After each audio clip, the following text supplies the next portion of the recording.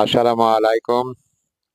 আজ আমি আপনাদের সম্মুখে একটি ঐতিহ্যবাহী প্রতিষ্ঠানের পরিচয় তুলে ধরব। বিশিষ্ট শিক্ষানুরাগী, সমাজসেবক এবং তৎকালীন জমিদার বাবু রাখালচন্দ্র সাহা ১৯১৩ সালের ১০ই জানুয়ারি সাভারের দক্ষিণ দিনাজপুর এলাকার তার পিতা অধরচন্দ্র সাহার নামে বিদ্যালয়টি প্রতিষ্ঠা করেন। ঢাকা জেলার মধ্যে এই প্রতিষ্ঠানটি একটি ঐতিহ্যবাহী শতবর্ষের পুরাতন প্রতিষ্ঠান।